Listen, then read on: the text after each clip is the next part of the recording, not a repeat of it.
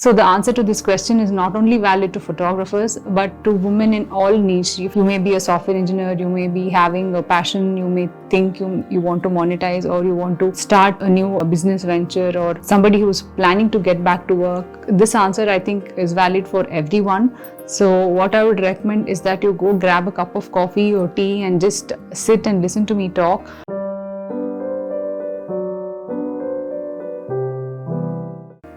Hello everyone, hope you all are doing well. This is Ashwini Neetan from Tiny Ons Photography, a maternity and newborn photographer based out of Bangalore, India. Today I'm back with another video. This is not going to be an editing video, but it's more like a one-on-one chit chat with me with the topic we are going to discuss today. And what is today's topic of discussion? You'll know in a few minutes. So a few days back I got a DM on Instagram. The question asked in that DM was so deep that it wouldn't give justice if I had answered the question in a few words or a few sentences. So this video is going to give complete justice to the question, I think so. So let me read out the question so that you will understand what is the topic of today's discussion. So the DM goes like this. I really love your work and creativity. How do you manage both family and work? I mean, in this creative field, one should invest so much time to do all alone. How do you find time to do shoot and edit? Sorry if this question is out of the context. I'm very curious to know because being an artist myself, I hardly find time to think about future projects. So this question was so deep that I was like, I asked the person who asked me this question a few days time. I just went back, thought what I did and what all helped me to come this far. It's not that I've reached my ultimate goal. I'm still climbing there, taking baby steps every single day. But still, if somebody has asked me this question, they have found it worthwhile for me to answer it. So I just went back and thought what all has helped me in my journey, and I jotted it down, and I thought to make this video so it will not only help her but help all others who have this question. So the answer to this question is not only valid to photographers but to women in all niche. If you may be a software engineer, you may be having a passion, you may think you want to monetize, or you want to start a new business venture, or somebody who's planning to get back to work. This answer, I think, is valid for everyone. So what I would recommend is that you go grab a cup of coffee or tea and just sit and listen to me talk. So somewhere down the line you may pick up one or two things which will help you in your journey. So why wait? Let's get started. See, the basic question asked here is, how do I balance both family and work? And she has asked that how do I be creative, because my work is creative field. But to generalize, how do we balance both family and work? That is a big task, managing a family and managing work is not that easy. So being a homemaker, if you have a kid too, even it's like even more difficult. So it's not that easy, right? It's like we have to get up, we have to take care of the house chores, and then take care of the children, and then, focus on work also, come back, sleep, eat, repeat, everything. It's going to be repeated every single day. And on top of this, how do you stay pumped and stay energetic and stay focused on your goals and achieve what you want, yet still manage the family successfully is the challenge we all face together, right? So when I analyzed what thing helped me is I found that keeping the mind free, keeping the mind stress-free without any tensions, without negative emotions, without worries, and to go into that space of creativity. There is this vortex which we go inside when we are in the creative space, which will help us to come up with more ideas, and ideas may be like related to your family, how do you manage it, or it may be related to your work, how do you be innovative in your work and stuff like that. To go into that vortex, you need a specific mindset, and to reach there is not easy. So I'll tell you what all steps I followed, and that may help you in your journey too. So I'm going to divide this video into two parts. If the first part is all about mindset, how do we shape our mind, how do we get into that mental space to be creative and to balance the family and work, if that is the first part. The second part is all about practical tips, how do we apply it, and what all we do in a day to make us achieve the goals what we want to achieve for that day and ultimately reach our final goal. So getting on to the first part, as I said, it's all in the mind. It's a mind game. You have to tackle your mind and you have to get into that mindset for you to really be successful to manage your family and work. So what all are the things which we need to shape our mind to create our mindset to go into that phase? The first one is Willpower. Yes, when I say willpower, we need to strongly make up our mind and be very strong in a conviction that come what may, I am going to manage my family and work, and not only manage it, but I'll manage it successfully. You have to make up your mind and you have to be really strong on that, and it is non-negotiable. You have to be very, very strong in that part, and you have to make up your mind that no, I am going to do this hook or crook. I'm going to find a way, and I'm not going to leave both. I'm going to manage both the family and the work at the same time and also be successful. If you make up your mind, then you can definitely do it. So you have to be very strong to keep at it and make it happen, and it can only be done by you and your mindset. So the second point is, to cultivate a strong willpower, you need a few essential things. One of the essential things to cultivate a strong willpower is you need to have a strong reason as to why you are doing it. Yes, the why for your goal is very important. If you don't have a strong why as to why you're doing it and what is the main reason for you to pursue your goal, for you to go back to work, it may be your financial independence, it may be your mental sanity, it may be passion. So there may be many reasons. You need to figure out which one is the one which is pushing you to do that, and you need to remember it. So you need to not only remember it, but you need to etch it inside your brains and go write it in a piece of paper and stick it somewhere. You're walking every day, you're seeing that, and it's like getting imbibed in your mind, so that you have to do it. And doing that is very important, because somewhere down the line, if you're losing confidence, or you're demotivated, or if you're not liking it how much you used to like it, it will really help for you to go back, revisit your reason as to what was the reason you started it, and it will help you to get your energy back and get you pumped up again. So having a strong why is very, very essential, and you must do it. Say in my example, the main reason why I started Tiny Ons was because yes, one, I had passion.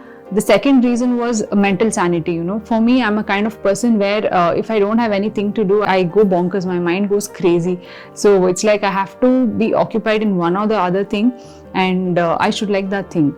So I tried baby photography, and then when I did newborns, that I was like, okay, this is it, this is my love. So I was like, I have to get into this, and I created a specific goal, and I worked towards it, and I'm still working towards it. So it is keeping me sane, it's keeping me calm, it's giving me the peace. I'm pumped up every day to go to my studio or to do something new. So that is what is required, right? You have to have that passion and that love for your work. So this is the why for my work. Now that you have a strong why, you must also think, how badly do you want it? Is it something like, no, I'm just trying it, let me see if it's going to work out, or else I'll go do something else? If that is your mindset, I don't think that will be a right thing for you to do. You must ask this question to yourself: whom am I doing this for? If your answer is not you or your family, then trust me, this is not what you have to do, and go search something which you're really passionate about. Think what I said. Okay, now you have the willpower, you also have a strong why, and you badly want to do it. Then you have started doing it, but somewhere you're getting demotivated, you're not that energetic to go back to work. At this point in time, you need to ask the question to yourself: are you telling any reasons as to why you can't do it? If you're telling those reasons, go and revisit it and analyze it. Are those reasons valid? Are you telling things which are really valid, or are you telling silly things to yourself like, no, I can't do it, I want my baby to grow up. Once my baby goes to school, I'll start doing it. Or things like, no, this pandemic has come, I can't start it. Or things like, no, first I'll have a baby, after I have a baby, I'll start to work on my passion. So you really have to go and revisit your reasons as to why you're not able to do it. Once you have those reasons, you need to sit and analyze whether those reasons are valid, or are they something which you're just trying to push off and to delay what you want to start. So go sit and analyze those reasons. Once you analyze those reasons, be very, very truthful to yourself and ask yourself, are you trying to find reasons to escape out of your passion? Then let me tell you, you're really not passionate about that. I'm being brutally honest here, but it's really true. If you're telling reasons to yourself and trying to escape out of it, I'm telling you, you're really not honest about it. So go find something else which you're really passionate about, which is not going to demotivate you, which is going to keep you really hyped up and pumped up about your work the next day, and really keep you energized. So think what I said. Okay, the reasons what you revisited in your previous points are valid. They may be like really valid and they're solid reasons, and still you want to pursue your passion with all those reasons in mind. Then how do we go about it? The answer for this is, I would say, think of ways which you can pursue your passion with current obstacles in mind, right? So you have an obstacle here, there's an obstacle here, there's a problem here, there's a problem there. If you just keep sitting and sulking about the problems you have and how the problems are stopping you from achieving your goal, then let me tell you, this is not the way to go. So how do I go about it? Even I too have a lot of problems and challenges I faced in my journey. So when I say think of ways you can do it with current obstacles I have, let me give you my example and tell me how I go about it. I visualize this and I feel that it's a snake and ladder game. You know, I have problems and obstacles that come in my way when I think of doing something. I may not know it, or I may come across some obstacles which may stop me from reaching my goal. So I think of it as a game. I think like, you know, these problems are there. These problems are not going to change. I try to see if I can solve them. If I can solve them, I solve it.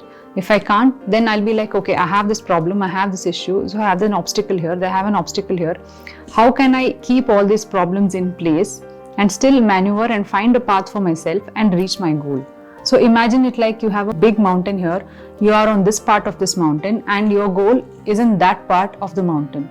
So how do you go about it? Can you go and push the mountain and move the mountain? No, right? So what do? We have created path on the mountain. We create a mountain pass to reach from this place to reach that part of your goal, right? So this is how we work. You can't go and change the problems, or you can't sit and sulk about how it is not happening. You have to make it happen. It is possible. It's just that you have to make up your mind. And once you start thinking like this, your brain has so much capacity, it has so much power that once you put your mind in that route, it is going to give you ideas and make you intuitive and show you the paths that how you can get it with still the problems what you have in hand. Once you start thinking like this, you will come and tell me, yes Ashwini, I did think in that ways and my mind really did give me answers as to how I can do it. I'm really sure you're going to tell this to me, and I'll be waiting for that day. If this was all about the mindset and the mind game, now you have a very strong mental space to create a stable lifestyle for you to manage both your family and work.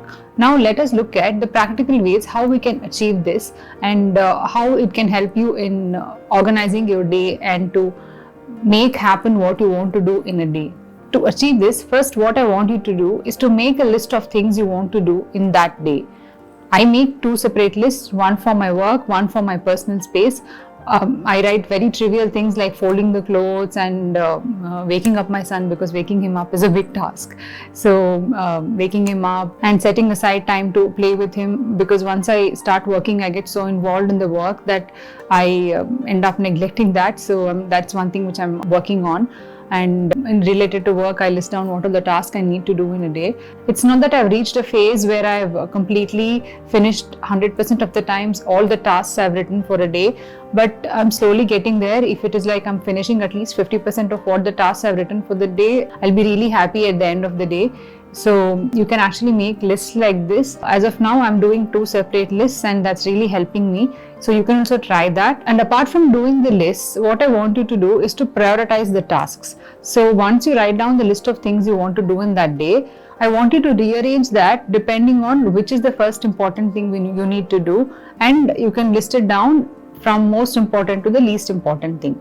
What this will help you to make is that once you finish that big chunk of task which is on top of your head, which is like a big thing which you wanted to finish, once you finish that, it will be like a really relieving thing, and you'll be able to focus on the next task which you're supposed to do, and you'll be so happy in the mind that okay, I'm able to finish this, I'm able to do that, and by checking off that list, it gives a untold satisfaction. So write it in a piece of paper and pen and check it off manually, so that you will have that gratification that you're finishing the tasks, and you'll be appreciating yourself that yes, I'm able to do it and I'm finishing the task which I wanted to do. And the next thing which I want to discuss is, apart from making the list for the day, I want you to calculate how much time you're needing to do one particular task. Like if you're doing the house chores, if you're cooking, or if you're folding the clothes, or any trivial thing, or if you're editing or doing any work in your niche, what I want you to do is to calculate how much time you're requiring to finish that task.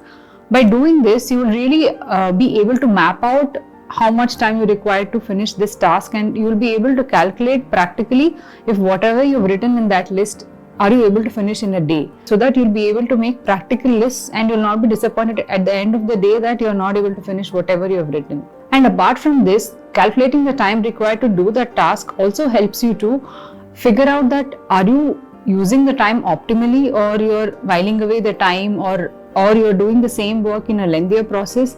You'll have time to revisit that, and you can actually optimize if you're wasting time somewhere, or you are doing the same thing in a lengthier process. So try to optimize the time whatever you're doing in that task, so that you'll have more time to spend on the remaining tasks for the day. And the next one in this list, and it's very, very important, is do not waste your time that will not add value to your goal. I'll repeat, do not waste your time on things which will not add value to your goal. It can be anything, just whiling away time on your phone, or talking with unnecessary people. For example, if you take mine, I would tell the one major thing which I was able to control, and which was a game changer for me in terms of developing Tiny Owns to whatever it is today, is gossiping. It's not that I was, actively involved in gossiping, or I was liking that. It was something which subconsciously happened, and you call some people, they call you, and you talk about them, how are you, and the conversation goes beyond how are you, how's your health, to someone else, and they invariably bring up their topic, they tell something about themselves, about the other person, and the conversation just goes on, and you go down this rabbit hole of talking, and then you don't know where 1 or 2 hours went. And it is so destructive in terms of what is going on in other people's lives, and to know that is so damaging, because you'll always be in that constant phase of comparison, that they're leading their life in that way, they're leading their life in this way. It's not that they're going to tell whatever bad things are happening to them, right? We just see the good things, and we'll be like getting affected from that, and we will ultimately neglect what good things we have in our lives. So it is very damaging on that part. I recognized it very early on, and I was like, I focused my time solely on my work, and whatever the remaining time I used to get, I was to really enjoy with my family. I was to, because I was not getting time for my family, I had to figure out where was the mistake happening, and I realized this is the problem. And once I figured it out, I was like, it was not that I stopped calling people or anything. It was just limited to the conversation of, hi, how are you, how's your health, how's your family, and I would stop at that, and I would not encourage any other conversations, because I really had that much work to do. And by practicing this, it helped me so much that I can't even tell. I got so much mental peace. I was not knowing what's happening in others' lives, and I was so peaceful. It was like a small bubble I was living in. I was only worried about my family, my sister's family, my parents' family, my sister-in-law's children. Only this was my life. So it was like I'm living this small bubble, and they like me, and I like them, and I'm caring about them, and they're caring about me. So it was like living in a wonderland, and anyone outside the bubble, whatever happens outside this bubble, it was like I'm trying to tell myself that I don't want to get affected by whatever happening outside my bubble. It's helped me, and it's still helping me, and I'm really consciously practicing it even right now whenever I'm getting disturbed by something else, that okay, only the bubble, people inside the bubble matter to me, and this is the only set of people whom I should really, really care about. So try practicing this, it may really help you. And try not to worry about other people's lives. Just focus on your life. People are going to talk whatever you do. Even if you're doing good things, they're going to talk. Even if you're doing bad things, they're going to talk. It's not that you're doing bad things. It's just that people are going to talk whatever you do, right? You may feel it's good for you. Somebody else may feel that's not good. So just stop worrying about them. Just worry about people who are in your bubble, and see if it's good for them, you do it. So if it's good for you, you do it. Don't worry about too much about other people. So just do it if you want to do it. The next point what I want to discuss is to delegate tasks. When I say delegating the task, you just calculate whatever you're doing in that day in the workflow. If you're able to give that task to someone else what you're doing, and still the output of the work remains the same, I would like to say that please do delegate that. For example, if you're cooking, if you're able to hire a maid who can cook, if you're cleaning, if you can hire someone to clean your house, or in work-wise, if somebody can help you in some work you're doing, that would be really helpful for you to delegate the work and get that free space, get that free time for you to go into that creative vortex, to get that stress-free mental space, for you to slip into that creative space, so that you will have the peace and the mindset to create beautiful things. So delegating tasks is one of the important things you must follow. I can understand if you're still in the growing phase and you are just hustling and you are setting up your brand. That is totally valid. Again, if you're in that space, what I would say is that follow all the previous things what I said, so that you'll free up your space and get that space and use that free time to work and reach to a phase where you can delegate your tasks to someone else. For example, if you take in Tiny Ons, including me, I pay salaries to 4 more people, so that I'm able to have that mental peace and get that space where I can think creatively, or at least give that valuable time for my family, which I was not able to give last year. It was crazy. After the pandemic, the work got so hectic that I was, literally not giving any time for my family. I was very guilty of that, and slowly I solved that, and I'm still in that process, and we're still hiring a few more people and trying to be ready for the next big season that is going to come in September to next February. So just getting ready for that. So recognizing that and not to get overwhelmed and to delegate the tasks is a very important thing which you need to recognize, and to recognize when that should happen in your work is up to you. As a business owner, you must know when you should delegate and when you should do it yourself. That's a separate topic altogether, and so I may do that video in future. So let's move on. And the last thing what I want to discuss in this video as a parting note is to completely avoid the negative self-chatter which happens in your mind. It's not that I won't get it. I get a lot of questions about myself. What am I doing? Am I doing right? And things like, no, I'm not capable of doing it. All this is definitely there. But you need to recognize that you are going through it, and you need to tackle it with all the positive things you have in your life and all the positive things you're doing in your work, and to shut that negative chatter and to just move forward. Just to keep at it, not to quit or not to sulk and not to sabotage yourself. I've done that many times. Self-sabotage is, I'm a queen of self-sabotage, you can tell. I always keep cursing myself. I always keep, pushing myself down, saying that, no, this is not what you're doing is not right. But when people around us saying that, no, you're doing great work, it doesn't even go into my head so much, which is good in sometimes. But I really recognize that when I'm going through that self-sabotage phase, and I'm like trying to get myself out of it, and I get myself out of it easily because I know that I'm going through that pattern. So don't always, tell yourself that you're not good. Each person has their own way to charm this world, and we just need to recognize that we are capable enough of doing it. If you tell yourself you're not capable, you're not capable. If you tell yourself that you're capable, you will be capable, and you will make yourself capable if you're not also. So you need to recognize this and stop the self-chatter, whatever is happening in your mind. And social media, again, it's completely another video how to handle social media and what to take in social media and what not to take in social media. But just in a few lines I tell, don't believe whatever people are saying on social media. It's not always true. People only tell whatever good things that happen in their life, and nobody's going to come and tell if they're depressed or if they're sad or if they're going through a rough phase. Maybe some people tell, but not everyone. They're just going to show off whatever brands they have. They're going to show what branded car they have, where they ate, where they went on a vacation, all good things they're telling. So nobody tells the sad things on social media. Don't think their life is all roses and yours is all thorns. Life is greener, not on the other side, but on the side where you live.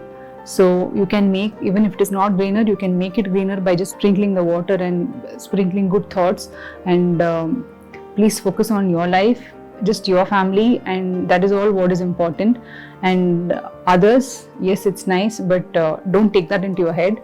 So just parting with this note, I'm sure this video would have helped you to at least organize the thoughts and worries you had.